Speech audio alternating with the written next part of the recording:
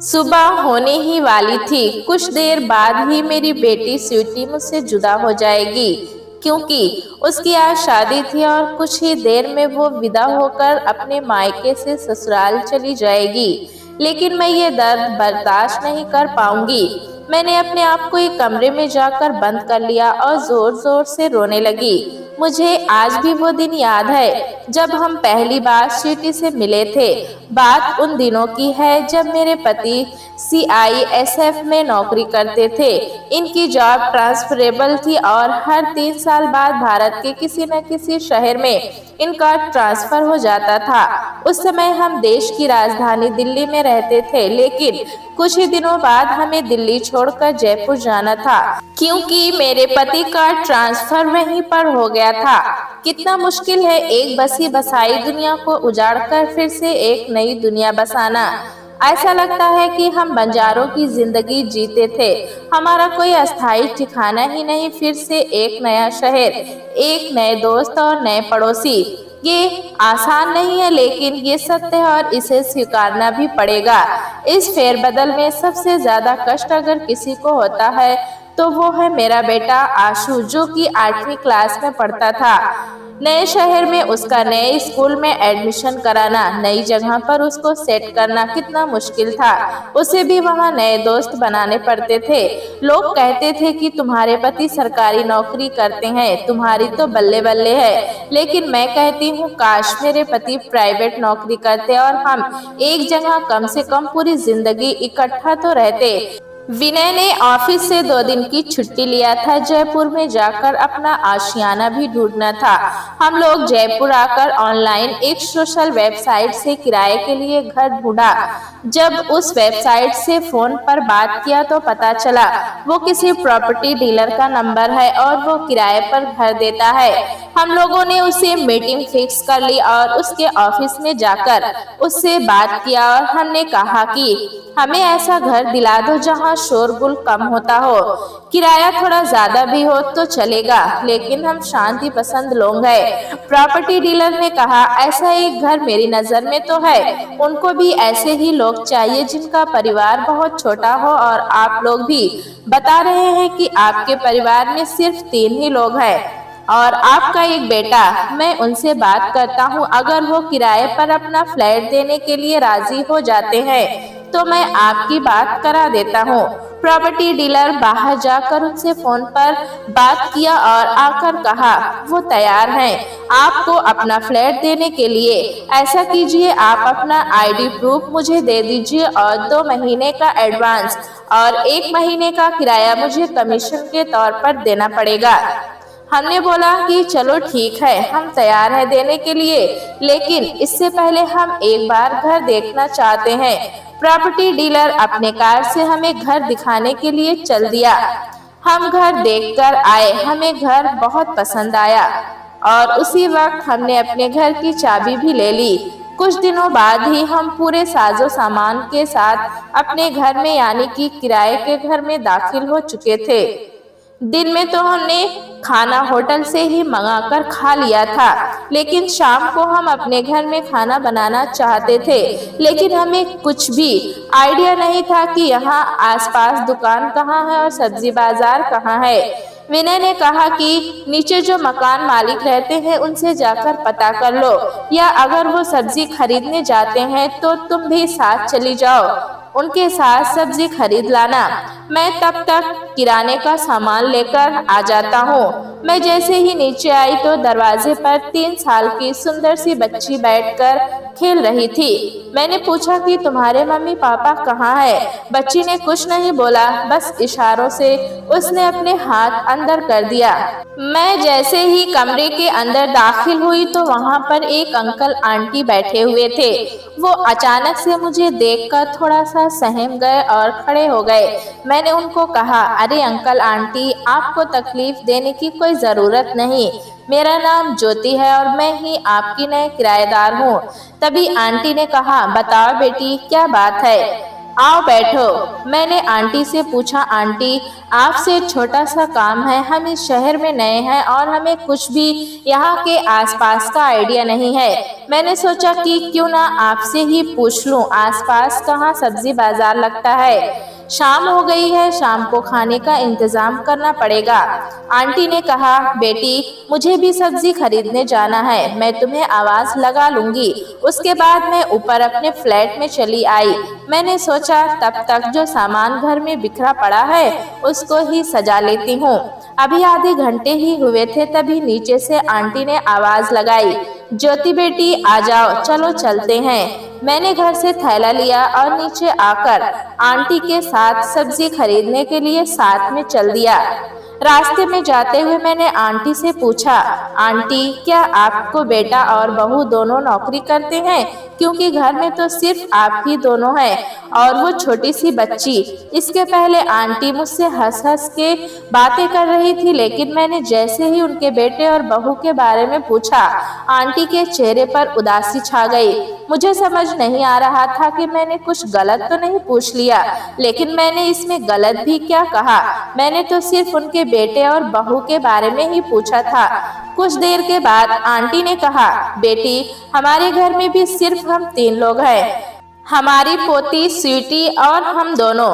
हमारे बेटे और बहू का 1 साल पहले ही एक कार एक्सीडेंट में मौत हो चुकी है। एक ही बेटा था। मेरा बेटा और बहू के चले जाने के बाद सारे रिश्तेदारों ने भी हमसे अपना साथ छुड़ा लिया है। उन्हें लगा कि उन्हें हमारी मदद करनी पड़ेगी। मेरे पति टीचर थे और उनको पेंशन मिलता है, जिससे हम तीनों का गुजारा हो जाता है। ज्योति बेटी तुम लोग जिस कमरे में रहते हो उसमें मेरे बेटे और बहू रहा करते थे।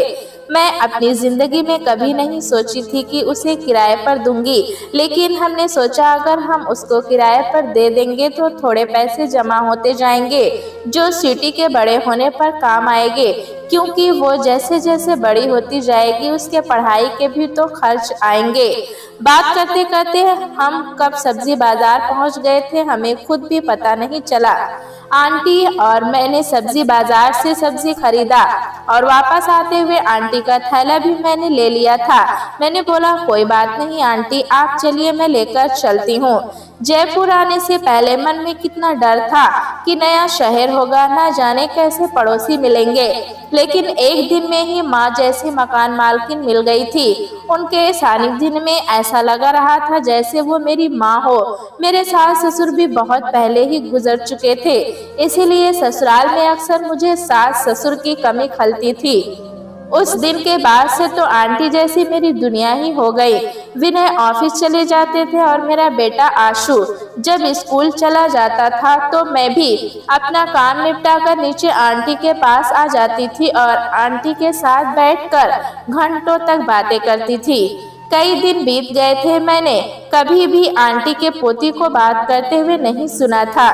मैंने एक दिन आंटी से पूछ ही लिया, आंटी स्वीटी कभी बोलती नहीं है? आंटी ने कहा, हाँ बेटा, स्वीटी बोलती नहीं है। जब मेरे बेटे और बहू का कार एक्सीडेंट हुआ था उसमें स्वीटी भी थी और उसी एक्सीडेंट में इसकी आवाज चली गई। जब से ये सिर्फ इशारों में बात करती है। मुझे न्यूज़पेपर पढ़ने का बहुत ही शौक था।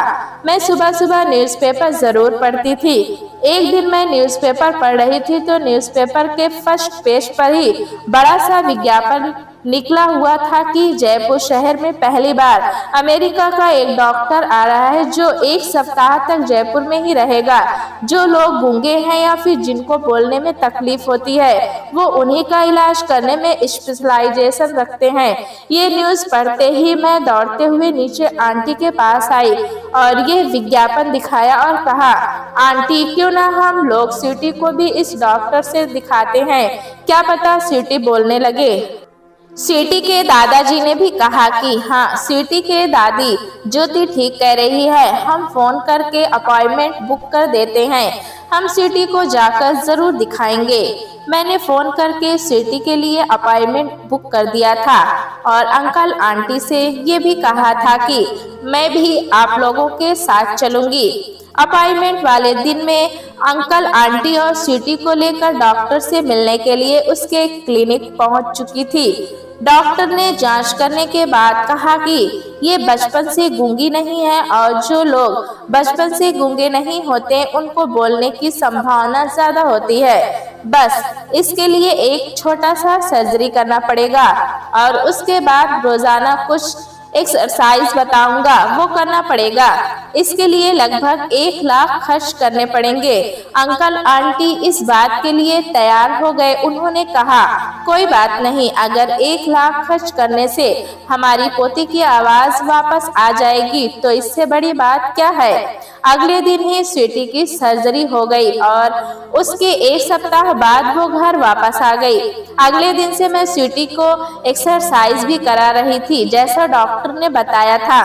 धीरे धीरे अंकल आंटी के साथ हमारी दोस्ती इतनी गहरी हो गई कि हमें पता ही नहीं चलता था कि अंकल आंटी किसी दूसरे परिवार के हैं। ऐसा लगता था वो दोनों ही हमारे परिवार के अंग हैं। एक बार आंटी बीमार हो गई। नीचे आई तो देखा कि अंकल खाना बना रहे हैं। मैंने अंकल को बहुत डांटा और बोला, अंकल आपने मुझसे क्यों नहीं कहा, मैं खाना बनाकर पहुंचा जाती। क्या आप लोगों को मेरे ऊपर इतना भी अधिकार नहीं? कहने को तो आप मुझे बेटी कहते हैं लेकिन बेटी का अधिकार नहीं देते। उस दिन तो मैंने खाना अंकल के यहाँ ही बना दिया, लेकिन मैंने साफ मना कर दिया कि आज के बाद आप तीनों का खाना मेरे यहाँ बनेगा। फिर क्या था, आप रोजाना अंकल आंटी और स्वीटी का खाना मैं ही बनाने लगी। अगले महीने जब किराया देने की बारी आई तो अंकल किराया लेने से मना कर दिए। उन्होंने बोला, बेटी तुम हमसे कोई खाने का खर्च भी नहीं लेती हो और पूरे महीने खिलाती हो, हम किस मुंह से किराया लेंगे। मैंने कहा, नहीं अंकल, किराया तो आपको लेना ही पड़ेगा। एक तरफ तो कहती हो कि तुम हमारी बेटी हो और फिर हमें घर का किराया भी दोगी, तो बेटी से भी कोई किराया लेता है क्या। आंटी ने कहा, अरे नहीं बेटा, तुम्हारा भी परिवार है। ऐसा करती हूँ कि तुम अगले महीने से सिर्फ आधा किराया देना। एक दिन में सीढ़ियाँ चढ़कर ऊपर जा रही थी, तभी आंटी के कमरे से आवाज आई, मम्मी मम्मी। ये आवाज सुनकर मेरी खुशी का ठिकाना नहीं रहा। अरे ये तो स्वीटी की आवाज है। मैं दौड़कर नीचे आई और स्वीटी को प्यार से गले लगाया और मैंने भी उसे कहा, बेटा हाँ मैं तुम्हारी माँ हूँ। उसे मैंने जी भर के प्यार किया। ऐसा लगा सचमुच में स्वीटी मेरी बेटी हो और वो भी मेरी गोद में बैठ गई थी। इतने में अंकल आंटी भी अपने कमरे से बाहर आ गए थे और वो भी बहुत खुश थे कि आखिर मेरा परिश्रम रंग लाया और स्वीटी ने बोलना शुरू कर दिया था। वक्त बीतता गया। मेरा बेटा आशु और स्वीटी में भी भाई बहन का रिश्ता हो गया था।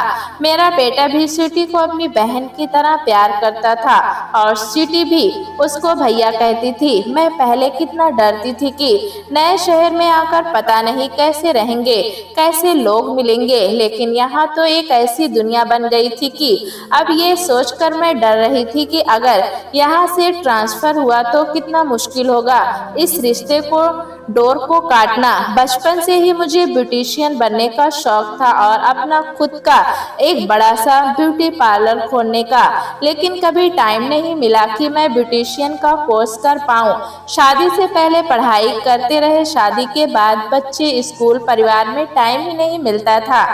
लेकिन जयपुर में अंकल आंटी के साथ ऐसा रिश्ता जुड़ा कि मुझे अपने सास ससुर की कमी अब महसूस नहीं होती थी। जब मैंने अपने सपने के बारे में आंटी को बताया तो उन्होंने बताया कि तुम जाकर कोर्स ज्वाइन क्यों नहीं कर लेती हो, हम तो घर में हैं ही बच्चों को देखभाल करने के लिए। शाम को विनय जब घर पर आए तो मैंने उनसे इस बारे में बात की। विनय ने कहा, क्या करोगी सीखकर, तुम्हें तो पता ही है कि हर 3 साल बाद मेरी कहीं ना कहीं ट्रांसफर हो जाती है।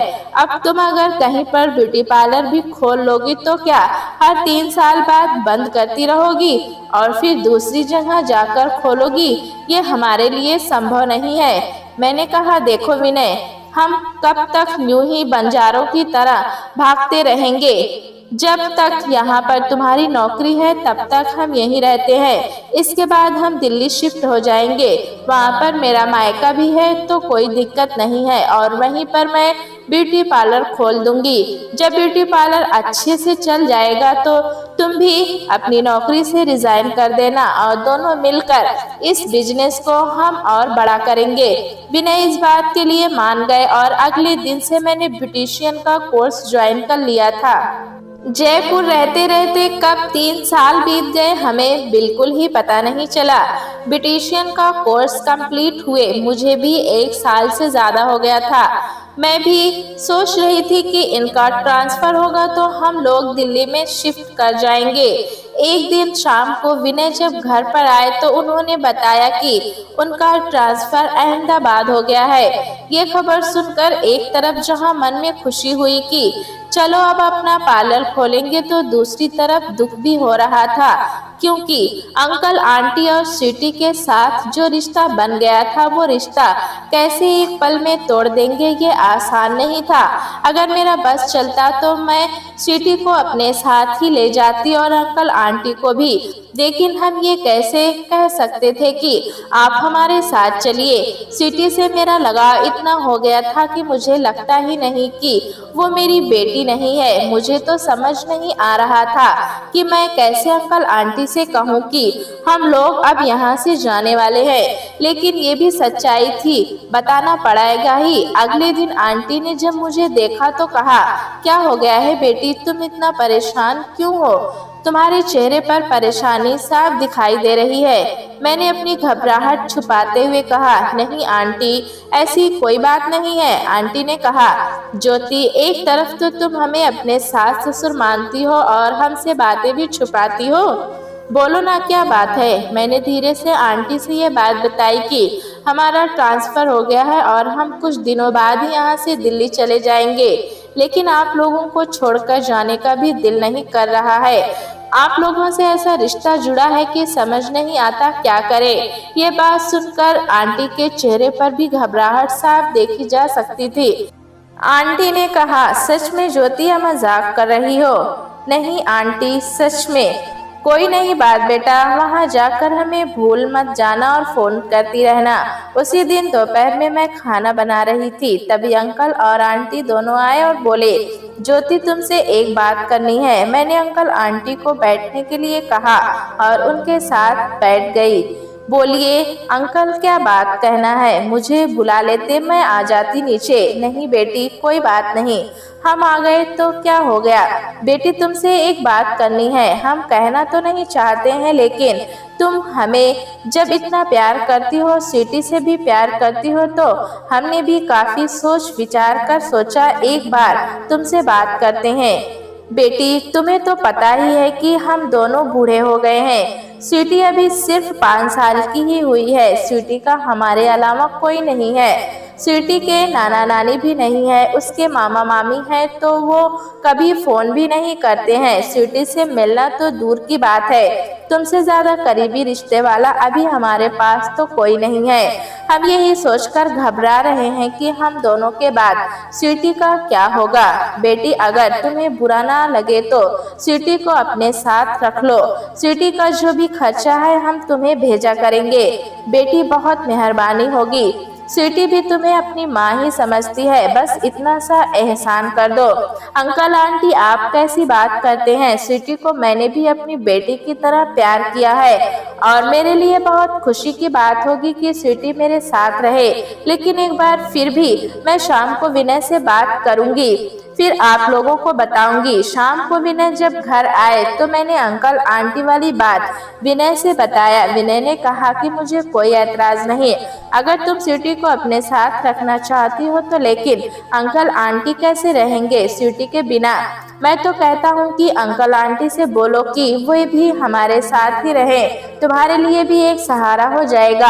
आखिर वो लोग भी तो यहाँ अकेले ही रहते हैं, यहाँ का घर किसी को किराए पर दे दे। उसी समय मैं नीचे आई और अंकल आंटी से कहा, आंटी, विनय तैयार है स्वीटी को हमारे साथ रखने के लिए, लेकिन हमारी एक और शर्त है कि आप लोगों को भी हमारे साथ ही रहना पड़ेगा, क्योंकि हम अब आपको अकेले नहीं छोड़ सकते हैं। आप कहते हैं ना कि मैं आपकी बेटी हूँ, तो अब आपको अपनी बेटी और बेटे के साथ ही रहना पड़ेगा।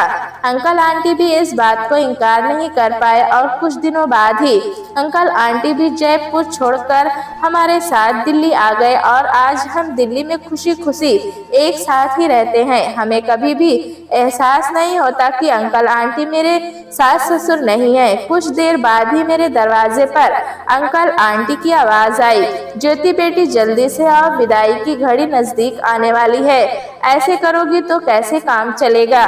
ये तो एक सत्य है, बेटियों को तो अपने घर जाना ही होता है। स्वीटी भी आ गई थी, वो मुझे गले लगाकर रो रही थी और रोते हुए कह रही थी, मुझे अपने माँ पापा का चेहरा तो नहीं याद, लेकिन वो बिल्कुल आपके जैसे ही होंगे। काश आपके जैसी माँ हर बेटी को मिले।